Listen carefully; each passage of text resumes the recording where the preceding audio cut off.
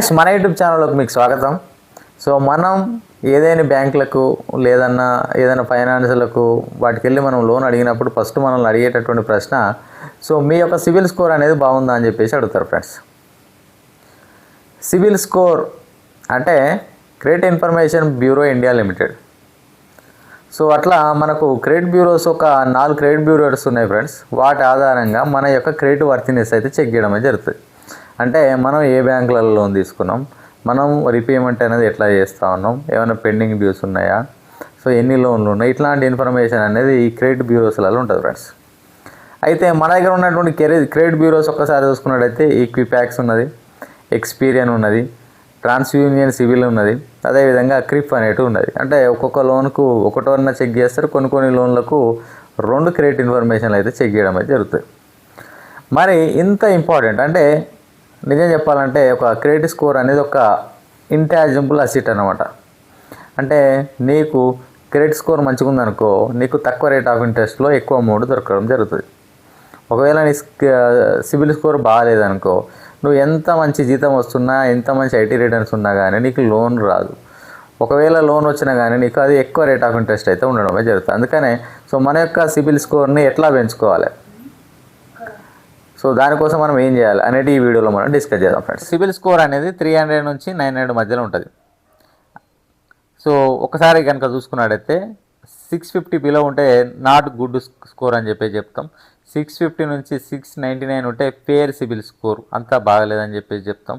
700 నుంచి 749 ఉంటే average CIBIL score అని చెప్తాం. 750 నుంచి 800 మధ్యలో ఉంటే గుడ్ సిబిల్ స్కోర్ అని చెప్తాం. 800 ప్లస్ ఉంటే ఎక్సలెంట్ సిబిల్ స్కోర్ అని చెప్తాం. ఇట్లా ఇప్పటివరకు నేను చాలా వందల సిబిల్ తీసినా కానీ 800 ప్లస్ సిబిల్ స్కోర్ నాకు వచ్చినాయి 1-2 మాత్రమే, చాలా తక్కువ సిబిల్ స్కోర్స్ వచ్చినాయి.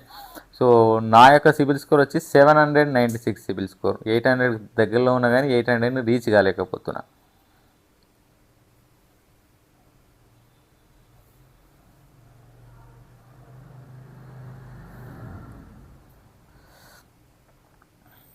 అయితే మన యొక్క సిబిల్ స్కోర్ తక్కువ ఉంటే దాన్ని ఎట్లా పెంచుకోవాలి, పెంచుకునేటటువంటి మార్గాలు ఏమిటి?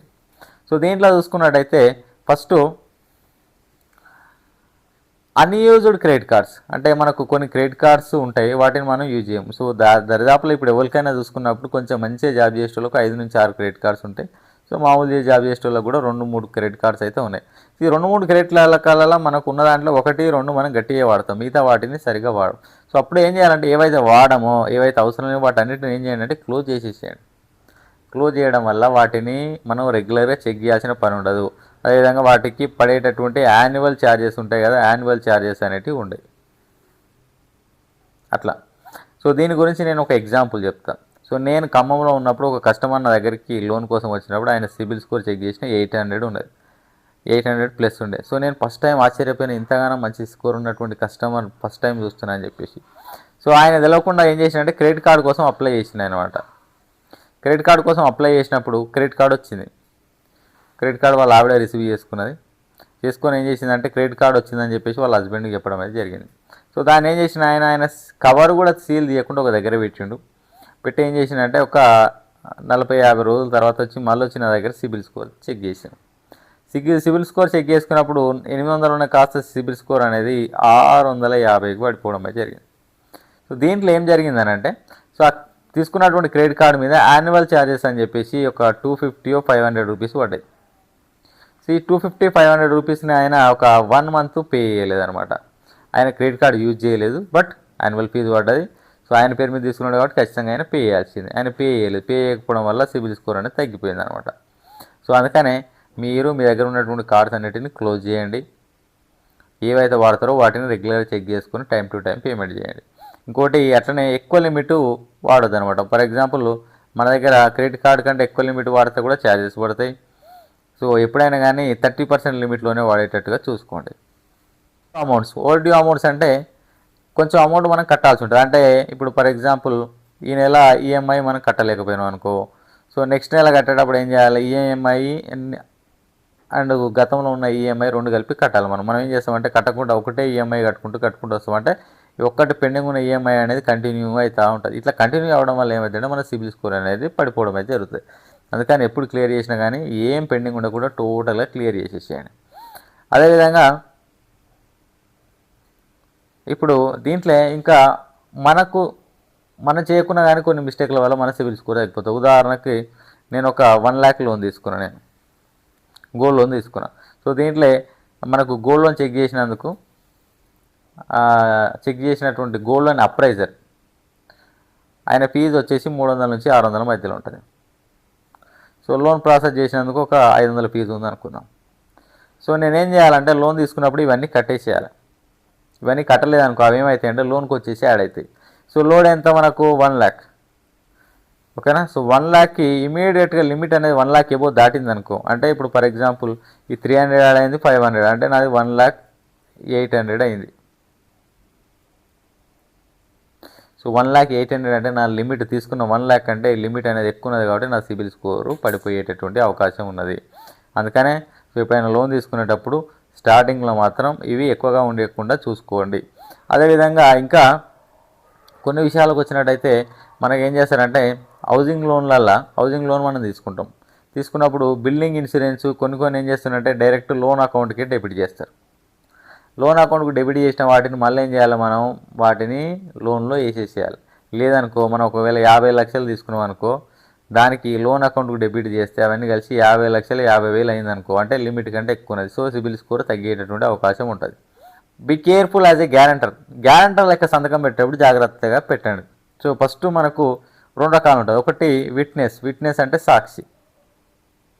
సాక్ష్యం పెడతాం, దీనివల్ల ఎటువంటి ప్రమాదం లేదు.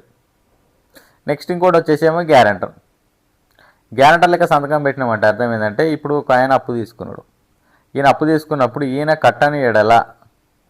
కట్టకపోతే మన దగ్గరకు వచ్చేసి మన దగ్గర అమౌంట్ వసూలు చేయడం అయితే జరుగుతుంది. అది గ్యారంటర్ అంటాం. సో గ్యారంటర్ లెక్క సంతకం పెట్టేటప్పుడు చాలా ఆచితూచి సంతకం పెట్టరు. ఇప్పుడు మనం ఏం చేస్తామంటే మనకు దగ్గర వాళ్ళకి అని చెప్పేసి సంతకం పెడతాం. వాళ్ళు పెట్టించుకునేటప్పుడు మాత్రం నవ్వు కూడా సంతకం పెట్టించుకుంటారు. కానీ తర్వాత వాళ్ళు లోన్ కట్టకపోతే మాత్రం మనకు వానికి మధ్య గొడవలు అయ్యేటటువంటి ఆస్కారం అయితే ఉన్నాయి. సో వాడు కట్టని పైసలు కూడా మన దాంట్లోకి రికవర్ చేసేటటువంటి ఆస్కారం ఉంటుంది. కాబట్టి ఎవరికి వీలైనంత వరకు గ్యారంటర్ లెక్క సంతకం అయితే పెట్టకూర్రి. ఇంకనా ఒకవేళ గ్యారంటర్ లెక్క సంతకం పెట్టిరంటే వాడు కడతాడు, వాడు కట్టనీడల్లా వాని అప్పు కూడా నేను కట్టనీకి రెడీగా ఉంటా అనుకుంటేనే సంతకం అయితే పెట్టండి. ఈఎంఐ ఎన్ఎంఐ రేషియో అని ఉంటుంది. అంటే మనం ఏం చేస్తామంటే ఇప్పుడు ఫర్ ఎగ్జాంపుల్ ఒక 1,00,000 మంత్లీ సంపాదిస్తుంది అనుకో, మనం 90,000 లోన్లే కడుతున్నాం అనుకో, సో దాంట్లో మనకు ఒక 10,000 మనకు వాడుకోనికి అవకాశం ఉంటుంది. అంటే దీంట్లో మనకు 90% వస్తుంది అనమాట. ఈఎంఐ ఎన్ఐఎంఐ రేషియో 90% వస్తుంది. అట్లా కాకుండా మనం ఏం చేయాలంటే 40 నుంచి 50% వరకే మన ఈఎంఐలు ఉండేటట్టు చూసుకోవాలి. మిగతాదంతా సేవింగు, మన మెడికల్ ఎక్స్పెన్సెస్, దాని తర్వాత మన డైలీ ఎక్స్పెండిచర్కి పనికి వస్తుంది.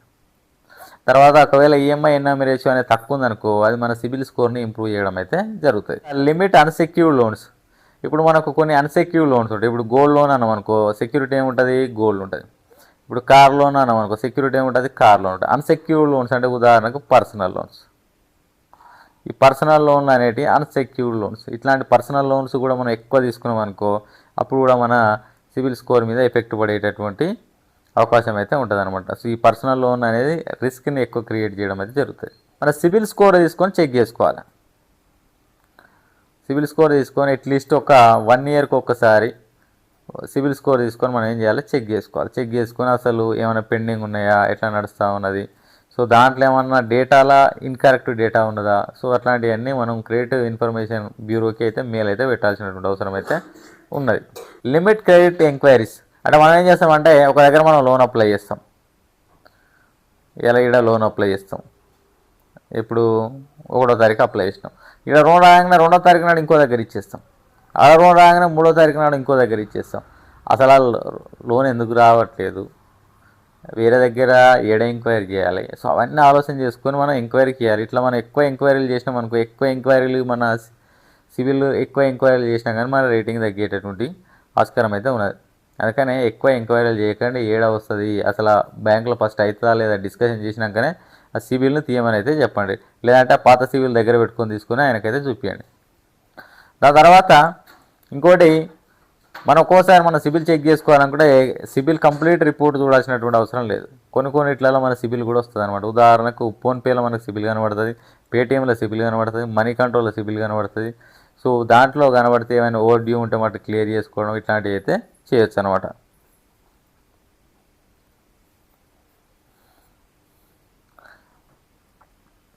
సో సిబిల్ స్కోర్ మనం ఫైనల్గా పెంచుకోవాలంటే బ్యాంకులో ఈఎంఐలు ఎక్కడైనా పేమెంట్ ఉన్న కాడ టైం టు టైం పేమెంట్ చేయాలి. అదేవిధంగా ఇట్లాంటి సెటిల్మెంట్స్ ఓవర్ డ్యూ ఉండేటట్టు ఇట్లాంటివి చేయొద్దు. ఇట్లాంటివి చేస్తే మన సిబిల్ స్కోర్ పూర్తిగా తగ్గిపోయేటటువంటి ఆస్కారం. ఇంకా సెటిల్మెంట్ కనుక ఇప్పుడు చేసినాం అనుకో ఇంకా బ్యాంకులో ఎక్కడా లోన్ రాదు. అందుకని సెటిల్మెంట్ ఎక్కడ చేయకండి. సెటిల్మెంట్ కనుక మీరు బ్యాంకులలో సెటిల్మెంట్ చేసుకున్నారనుకో మీకు ఎక్కడా లోన్ అయితే రాదనమాట.